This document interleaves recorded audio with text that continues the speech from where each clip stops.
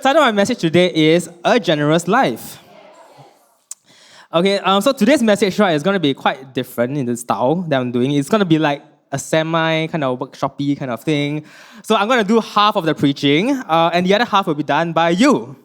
Okay, so you should have like a piece of paper on your seat when you were sitting down just now. So you can just take it out and wave at me. Awesome. Okay, you need a pen as well. Okay, this paper is not digital, so. Okay, just grab a pen. The buckets beside your seat has like a pen, so just pass it around. Okay, if you don't have it, just raise your hand and we'll pass you one.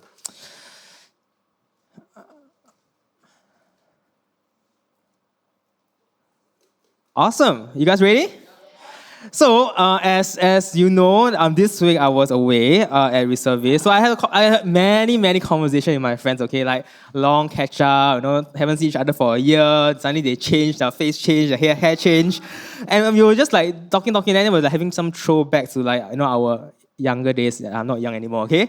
Our younger days, during army or during uni when we were still studying, we are so carefree. Now need to worry about everything in life, right? Whether we have enough money to buy things, whether we are taking care of our family, that kind of stuff.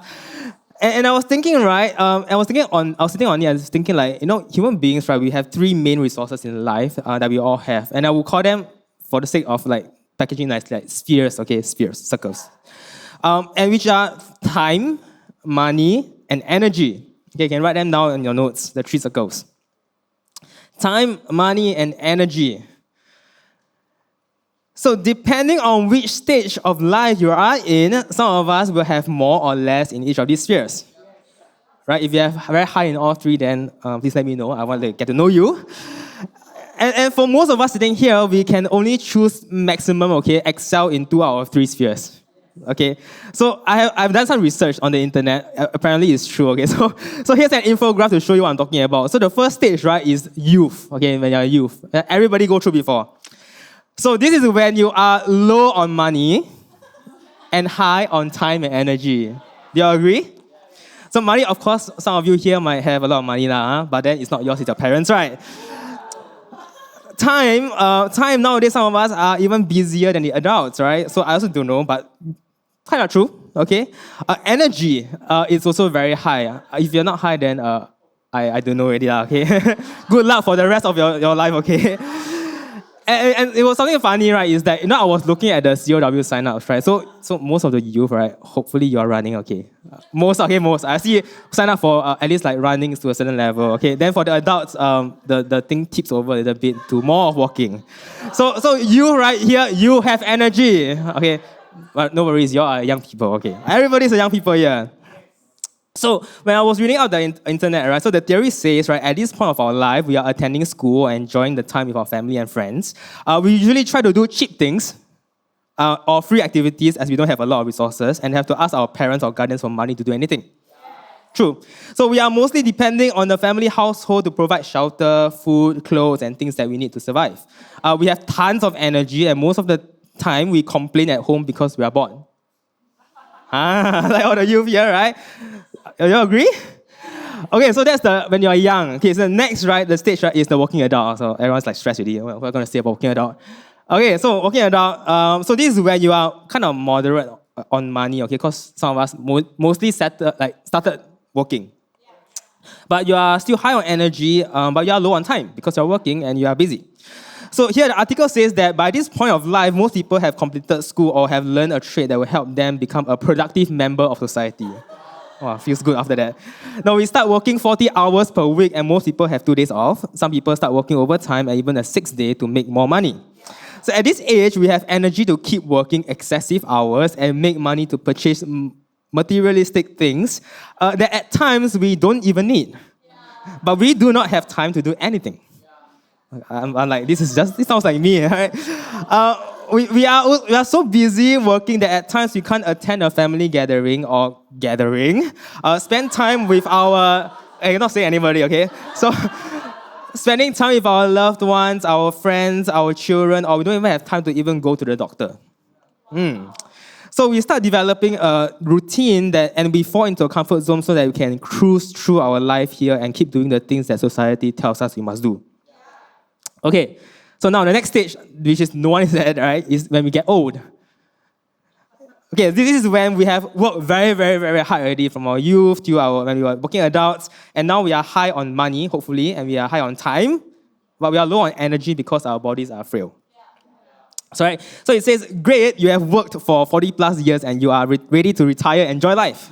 Now, if you were smart during your working age, you saved up for retirement and maybe own some assets that will help you for the next several years. You have all the time in the world and some cash to do everything. Oh, but wait, now you are always tired. Your feet and your knees hurt. You are taking daily pills and visiting the doctors regularly for checkups. So you are now lacking the energy you once had. And you have worked your entire life to pay for things you purchased that at that moment you thought you needed. So I guess some of you are like, oh my gosh, I don't want to get to that space.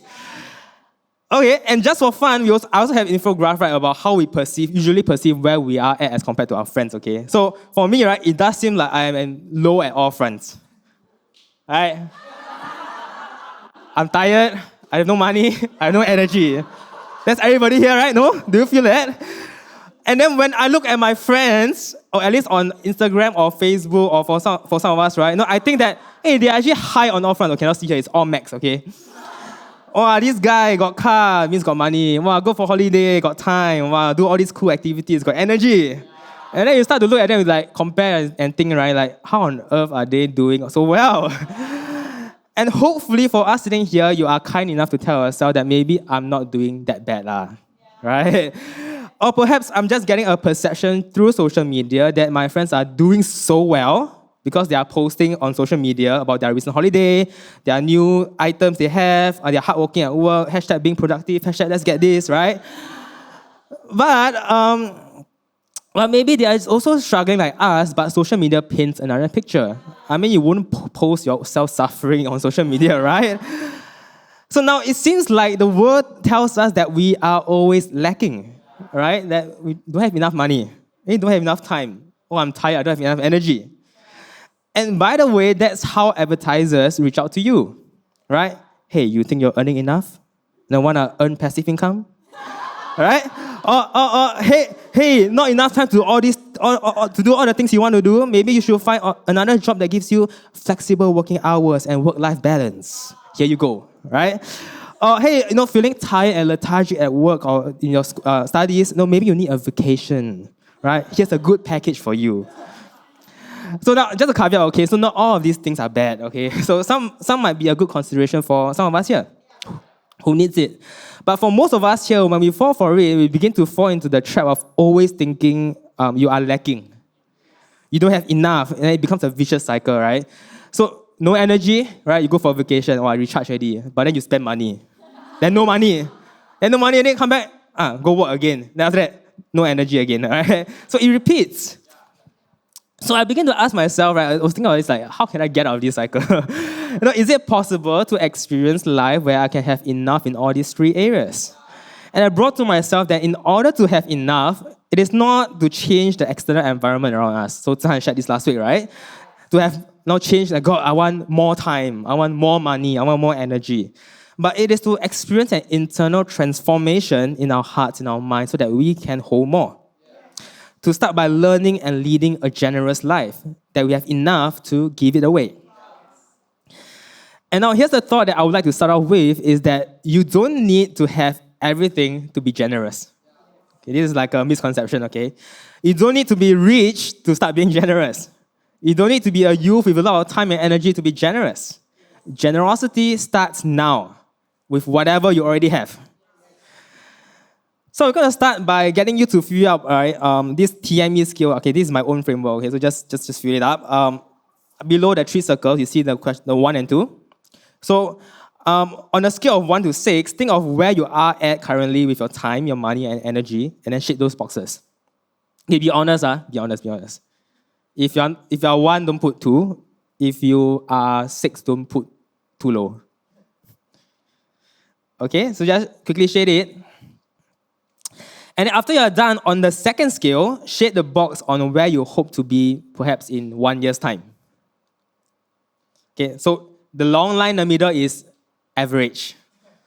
Okay, so that gives you a good good gauge for that. So again, be realistic. It's almost impossible to max out everything. Okay? But minimally, we should at least aim for average across all our spheres. Okay? So if you're done, you can just look up here. I'm very curious right now.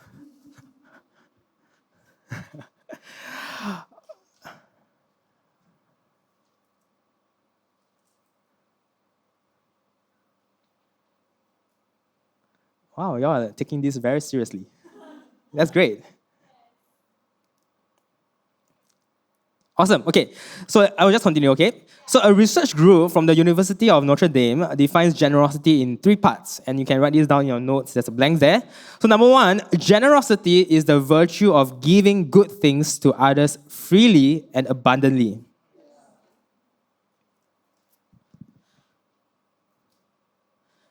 Number 2, generosity is not a random idea or haphazard behavior. Okay, it's on the screen as well. But rather, in its mature form, a basic personal moral orientation to life. Okay, I'll explain it later, so it's not cheap, okay? And lastly, number 3, generosity always intends to enhance the true well-being of those to whom it gives. So give you like 1 minute to write it down.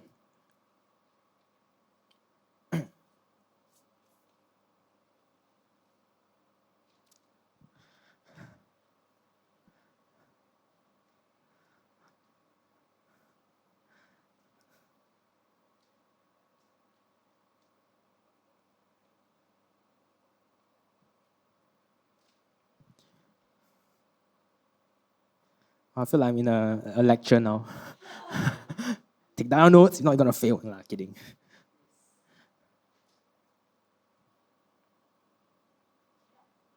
Awesome. So we just quickly, I think I was still scribbling down. If not, you can copy from your friends. No worries. All right, so I'm just going to continue. So, and with these definitions, right, I'm going to share with you 3 traits you need to have to start living a generous life. Okay, so number 1 is willingness to let go. Okay, it's like irony, right? I talk about generosity, but you let go. Let go first, okay?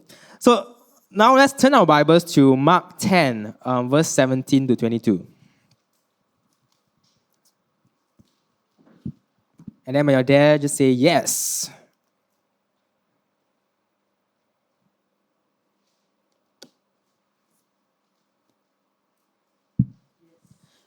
And then if you don't have a Bible, you can just share with your friends.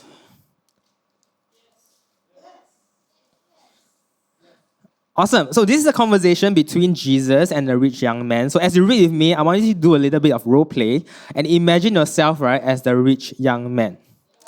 So Mark 10, verse 17, in the Message version I have here. So as he went out into the street, a man came running up, greeted him with great reverence and asked, "Good teacher, what must I do to get eternal life?" Jesus said, "Why are you calling me good? No one is good, only God. You know the commandments: don't murder, don't commit adultery, don't steal, don't lie, don't cheat, honor your father and mother." He said, "Teacher, I have from my youth kept them all." Jesus looked him hard in the eye and loved him. He said, "There's one thing left. Go sell whatever you own and give it to the poor. All your wealth will then be heavenly wealth. Come follow me." The man's face clouded over. This was the last thing he expected to hear, and he walked off with a heavy heart. He was holding on tight to a lot of things and not about to let go. So I wonder how many of you can relate to the man. Now, I mean, most of us sitting here, we kind of fulfill most of the commandments that Jesus brought up, right? Don't murder. I hope you're not. Don't commit adultery. Don't steal. Okay, don't lie, don't cheat, a bit harder lah, huh? Honor your parents, easy, right? So all these things are easy to do, or at least it's achievable. But it's interesting that when it comes to giving up our wealth, we go like, let me put some thoughts into it, right? You see, if we were to look at this man from verse 17 to 21, we will see that he is almost a perfect person. No, first, he's rich. Second, he respects Jesus, right? He greeted with great reverence. He has a great heart. And third, he leads a godly life, abiding to all the commandments since young. But despite all this, his unwillingness to let go of his possessions cost him his relationship with God. And that's the same for many of us sitting here today. I'm sure if we put ourselves in a man's shoes, we would have found it hard, or at least you hesitate for a moment, to give up everything as Jesus said and give it away. Because we too are holding tight to things, especially our time, our money, our energy in our lives. Now, what happens is that our unwillingness begins to take away our freedom in the way we give and we receive. So instead of becoming generous, it shackles us. So earlier, we defined generosity as being able to give freely and abundantly, which are also the two possible reasons why we are holding on to our sphere so tightly. So the first is our ego is in the way. Okay, this is gonna hurt a little bit for some of us, okay? So the world around us measures our wealth and power by how well we are doing in our spheres, right? Therefore, we are unwilling to let go because it affects how others look at us. And furthermore, our ego uses it to compare with others so that we feel great when we do better than them. I'm pretty sure most of us have went through this before, right? So for the youth here, for example, some of us want to be like the best in our CCA, right? You want to be the leader in the CCA because you want to feel respected. You know, we love the fame and the power. I mean, to be honest, I also do. You may aspire to be a basketball captain or the president of your school student club, so you invest a lot of time and energy to hone your skills or to grow your influence. And in your journey, you receive admiration and praises about encouragement about how you are invested, how invested you are from your peers, from your seniors and your teachers. And maybe one day, as you are praying, maybe you hear God telling you, maybe you need to give more time and energy to love others. Then I tell you, when that moment arrives, right, you're going to find yourself in the shoes of the rich young man. Like, it's hard to let go. And partly because we have already spent so much time on it. But on the other hand, our ego refuses to let go of all the things that have accumulated in the journey, all the respect we have gained throughout the years. So, a personal story of mine, okay? So for many of you who knew me long enough since my poly days, you would know that I was really invested in my CCA. Okay, I got it the hard way. Okay, so I was in the CCA for band for 7 years throughout my secondary school and poly days. And things were going well, okay, and exciting as I was like in leadership positions, going for performances, competitions. I even went for competition with SMU and also won the Open Division Award. I was also running for CCA president in the same year as well. But everything was like, wow, exciting, new opportunities. But it was during this period that my commitment in church grew as well. I also felt God speaking to me about serving more. So that means that I will have to give up some time and energy from my CCA commitments and divert it to serve and to be with people. And honestly, I was struggling with it. But I realized that, it wasn't about me. It's my ego that is unwilling to let go of these things that I'm holding on tightly in my life. Even when my heart feels settled about serving. And I had to make that decision to let go. It was a painful decision, but I felt free about reinvesting my time and my energy to doing things that God called me to do. So I know most of you here will not have an experience that is as extreme as mine, okay? But to a certain extent, everyone will experience this at some point of life. So for our adults here, perhaps it will be your career. That you have to meet certain KPIs to impress others, or that you have to earn a certain paycheck, have a certain title. And again, all these things aren't bad, but if we are doing it out of ego, then we got to learn to let go. Not to necessarily give those things away, but to come to a point of willingness that you will be okay to let go when needed. When your money, your time, and energy could be used to make a difference in someone else's life, and you feel this sense of freedom as you give. So that's the first possibility of why we are holding on to our spheres too tightly, right? The second one is because we have a scarcity mindset. Now, we are unwilling to let go of the little we have because after you give away, what will be left is nothing, right? I only got this much energy, I give away, I'm flat. All right, so let's go to Mark 12, verse 41, okay, just 2 chapters down. Mark 12, verse 41 to 44. So again, I'm going to read from the Message version. And it says, sitting across the offering box, he was observing, he is Jesus, how the crowd tossed money in for the collection. Many of the rich were making large contributions. One poor widow came up and put in 2 small coins, a measly 2 cents. Jesus called his disciples over and said, the truth is that this poor widow gave more to the collection than all the others put together. All the others gave what they will never miss. She gave extravagantly what she couldn't afford. She gave her all. Now you see, for the poor widow, the two small coins was all she had. It was her entire savings, her livelihood. And if I was in the shoe, putting my entire livelihood as offering would mean that I have decided to let go of my insecurities and to trust God with what I have. And perhaps the woman decided to let go and had faith that God is able to provide abundantly. And instead of living a life of, I only have 2 cents, I only have 2 cents, I'm in lack, there's scarcity there, right? And the woman decided to believe in God's ability to provide in her life. And that's also many of us today. We live in an environment that encourages us to be, to conserve and to operate with a scarce mindset. There is never enough. You spend this already, you won't get it back. You'll always lack. Don't take the risk. Save up for the rainy day. It's been raining every day, right? And we are living in a mindset that robs away our freedom to be generous. We become afraid to give because it expands the feeling of lack in our hearts. So for the youth here, or even the adults, you could have little money today, but you're operating with a scarcity mindset that I only have little. If I give this away, I will not survive. Friends, if that is you, learn to trust God. Our God is a generous and abundant God. He is able to provide in your life. So in the Old Testament, right, one of God's name in Hebrew is called El Shaddai, which means the God of more than enough. Right? Two things here, right? Enough, which is what is required to meet our needs. More than enough is having extra to meet the needs of others. So 1 Corinthians 9:7 is on the screen. It says everyone should give whatever they have decided in their hearts. They shouldn't give with hesitation or because of pressure. God loves a cheerful giver. God has the power to provide you with more than enough of every kind of grace. That way you will have everything you need always and in everything to provide more than enough for every kind of good work. So friends, I want to encourage you to let go of our fear and our scarce mindset and decide to trust God. Don't be stingy. Be generous even when it seems like we have little to nothing. And to believe that God can provide with you what you need. And more than what you need so that you can be generous.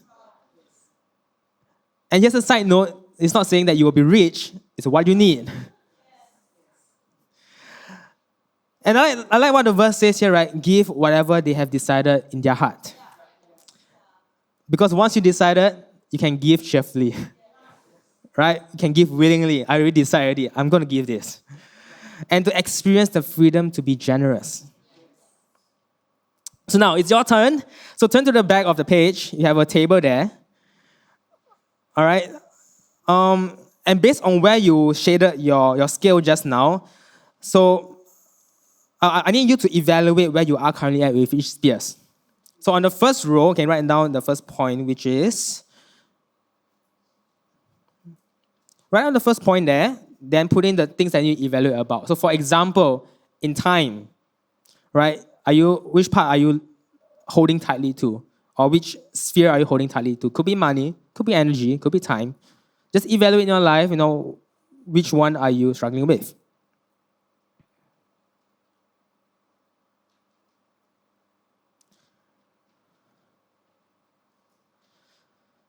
And when you're done with that, then put in the action plan as well.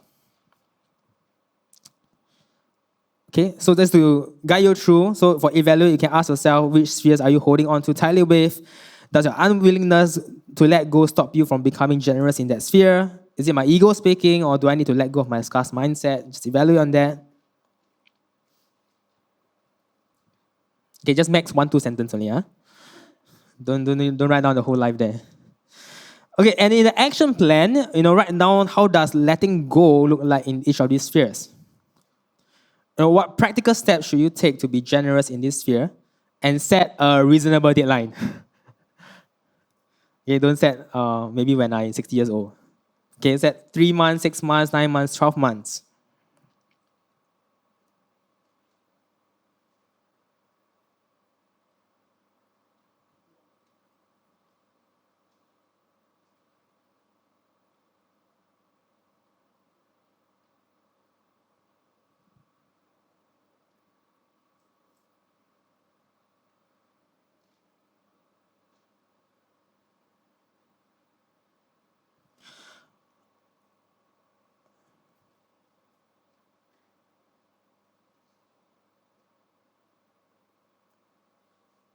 Okay, just one more minute.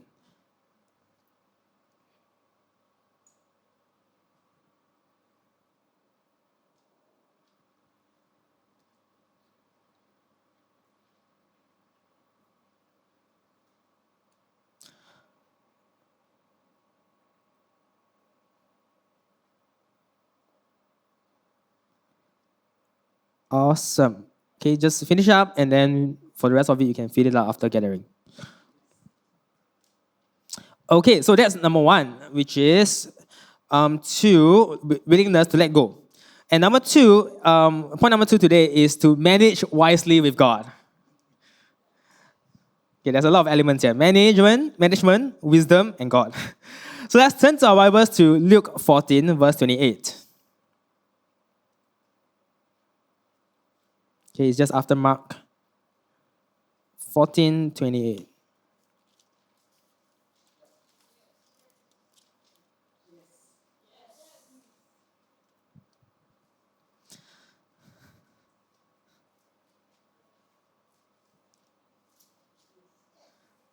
Awesome. Okay, can have a bit more energy, right?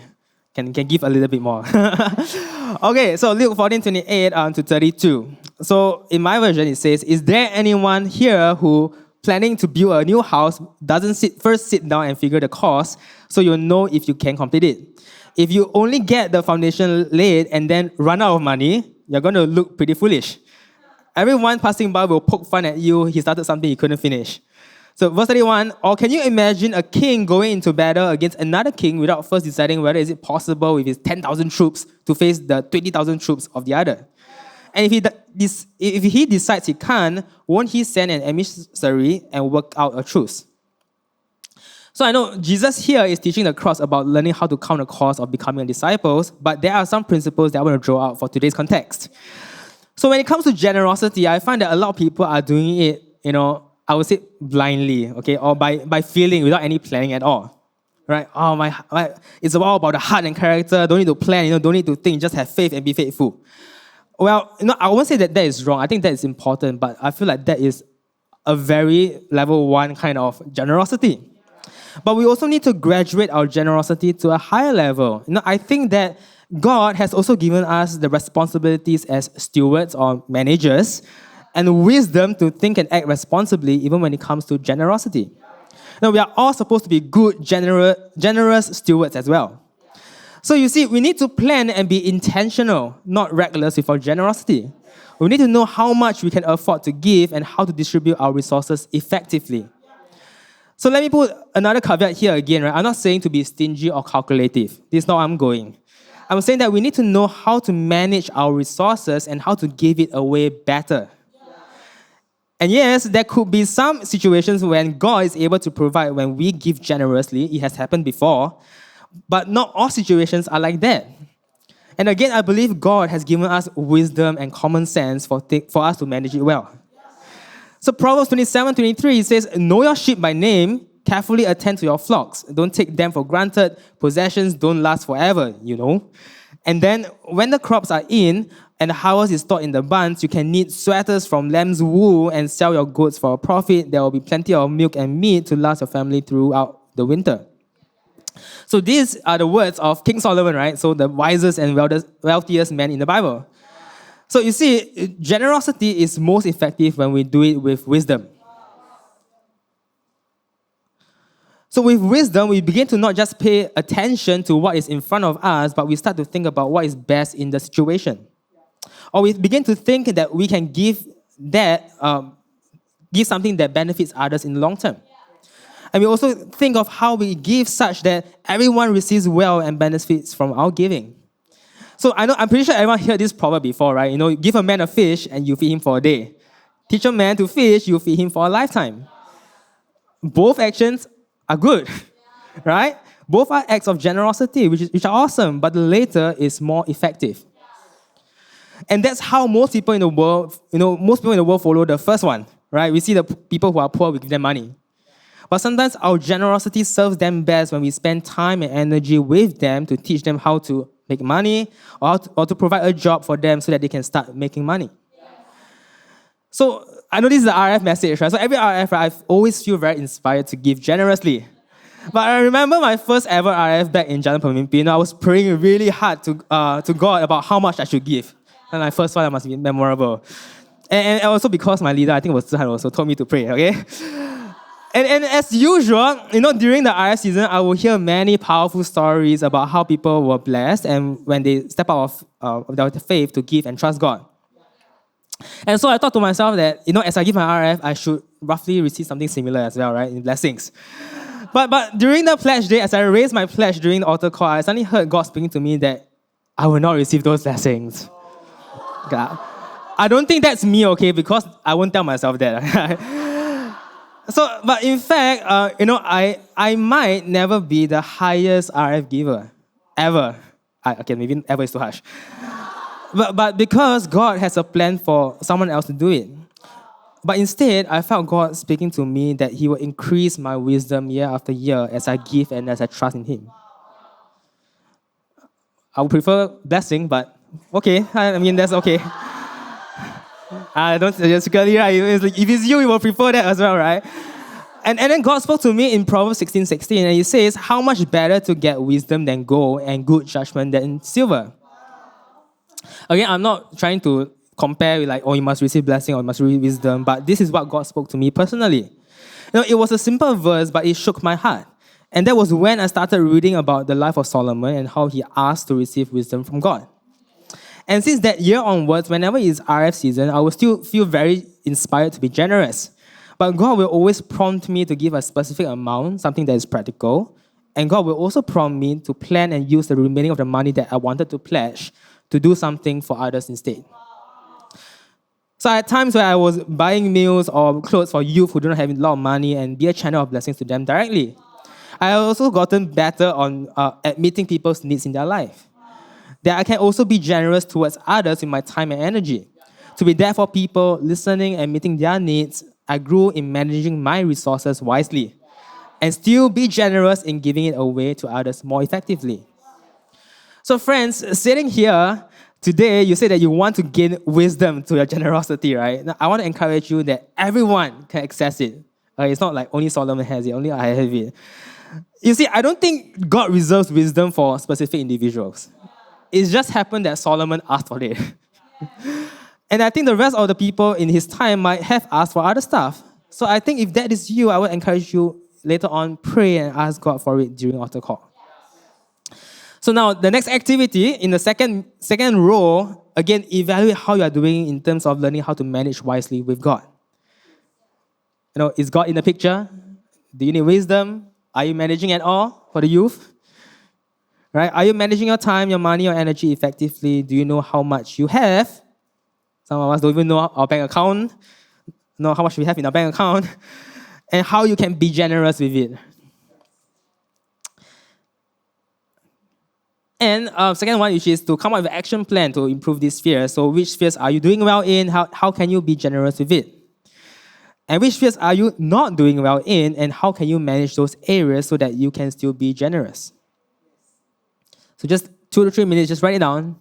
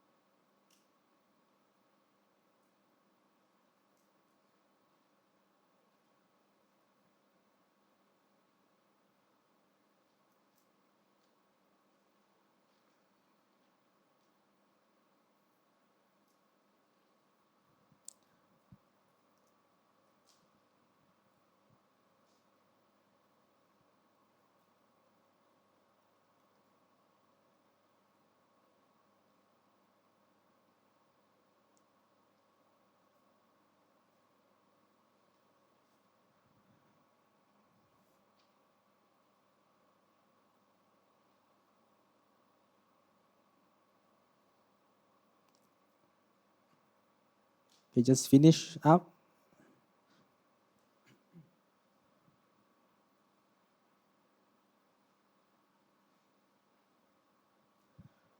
Awesome.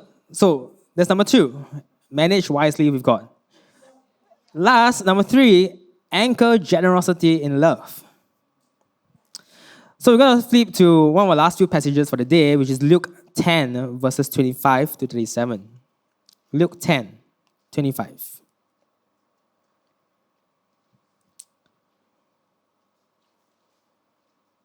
There's a lot of flipping pages today. Awesome. Okay, so I have the CB version, and it's on the screen as well. It says, a legal expert stood up to test Jesus. Teacher, he said, what must I do to gain eternal life? Jesus replied, what is written in the law? How do you interpret it?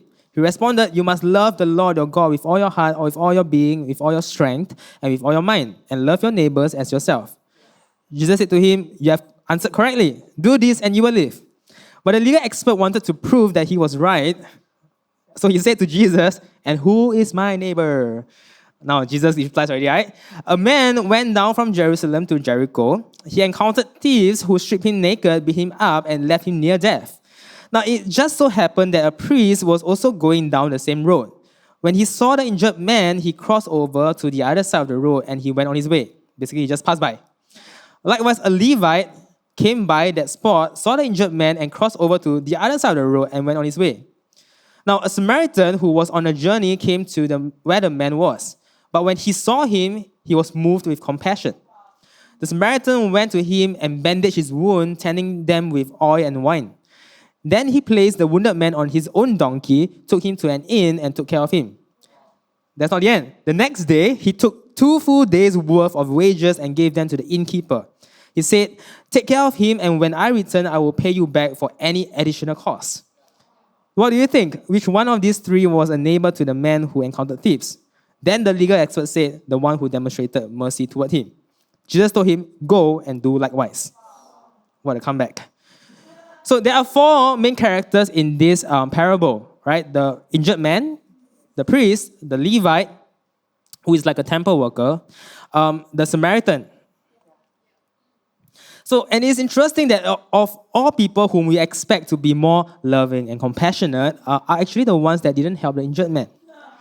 And most of us will go, wow, this priest, this Levite, also heartless, right? No, can't they see a dying man over there? I mean, like, it's dying person. No, can't they help? No, I'm going to cancel them so bad. Okay, so, but, okay, chill pill, okay? So, firstly, this is only a parable, a story, okay? But yet, in this story, we can still draw certain principles that Jesus communicated to the legal expert. So, it helps to understand the culture from Jesus' time. Now, anyone who touched a dead man would be unclean.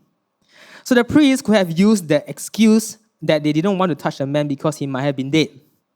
That would have kept them from serving God in the temple. But the priest and Levite were going down on the road. Okay, so Jerusalem is on the hill. Okay, they're going down. Which means they were leaving Jerusalem and they could not use the excuse that they did not want to touch the man and be unclean for worship. They had already accomplished their duties and were heading home. And in fact, the story shows a bit of their hypocrisy, okay? So they had just been to worship God, right? I love God, yay, in the temple. But then when they see a wounded man, did not attend to the person. And both ignored the wounded man lying on the ground. Only the Samaritan, which at that point of time they are considered as unclean. They are the outcasts. Only he stopped to tend to the man, took care of him above and beyond, spent time, 2 days in total, to tend to the man. He spent energy tending to the man's wound, took him into the inn, took care of him. He spent 2 days worth of wages. He spent money to cover for the inn fee and even offered to pay for additional costs. And because of his love and compassion towards the man, the Samaritan's generosity spilled out in his actions. So 1 Peter 4:8 is on the screen. It says, most of all, love each other as if your life depended on it. Love makes up for practically anything. Be quick to give a meal to the hungry, a bit to the homeless cheerfully. Be generous with the different things God gave you, passing them around so all get in on it. If words, let it be God's words. If help, let it be God's hearty help. So friends, let's anchor our generosity in the way we love others. We give, we are generous in our life because we want to love others better. And we always say, used to say in TiVo, right? No, we can give without loving, but we cannot love without giving.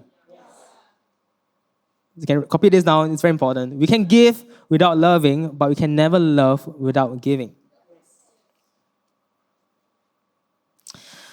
So as a community, we say, we always say TiVo here, we are full of love, we are people of love, right? We're a community of love.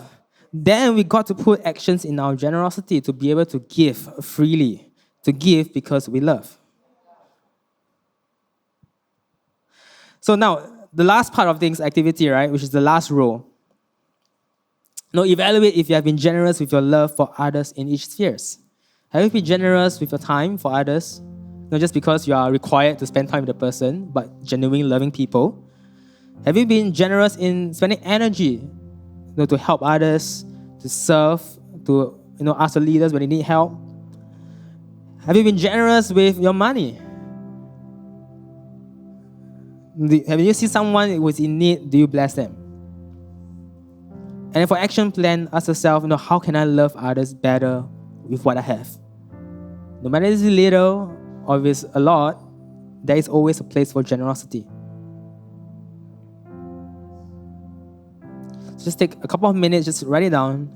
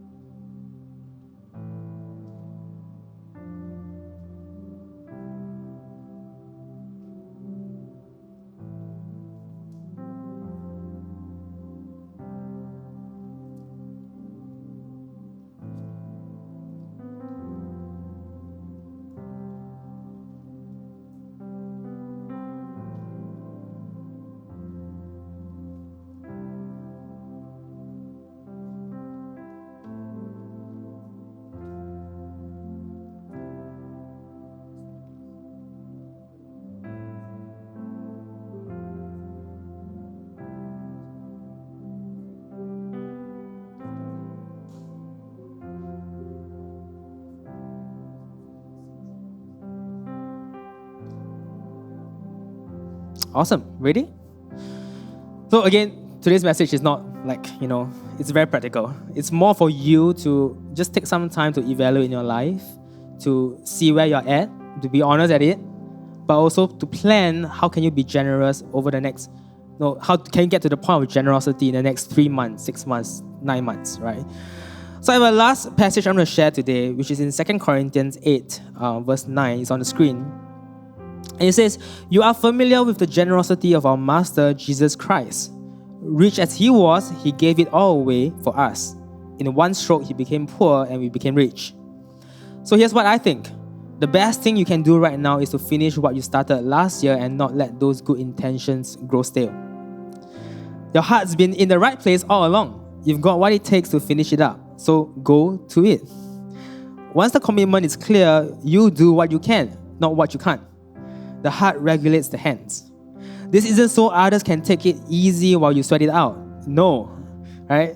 No, you're shoulder to shoulder with them all the way. Your surplus matching their deficit, their surplus matching your deficit. And in the end, you come out even. As it is written, nothing left over to the one with the most, nothing lacking to the one with the least. So I really like these two last lines here. It's really, really beautiful. So nothing left over to the one with the most and nothing lacking to the one with the least. Now, I feel that it's also speaking to us here as a church today, that when we come together, there will be a flow of generosity within this space with God. Right? It doesn't matter whether you are working adult, you're not working adult, there's always a place for you to be generous. Youth, you can be generous for time and energy. Be here, serve, grow the vision of church. When you're an adult, of course you have money. That is something that we need in a very practical sense. You can afford that as well. So, some of you might be asking, how can I contribute to this RF, right? So number one, for very practical reasons, yes, we will need money to keep this place going. I'm just going to be very frank here, right? And for those of you who have been giving, it's really, really a big thank you. And because, this space isn't just a space where, we feel good because we have the penthouse unit of City Hub too. But because this space we've invested in this space so much, and many lives were touched in this space. And it's important because it's also a space where youth can come in here and have a good space to learn, to grow, to serve. where they can't do it at home or elsewhere. It's a space also for the adults here when you can come in and to meet people, to grow relationships, to encourage one another.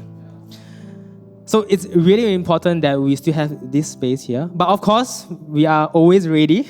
We don't need this physical space as well. We are not limited to it, but it is also important in the vision of our church.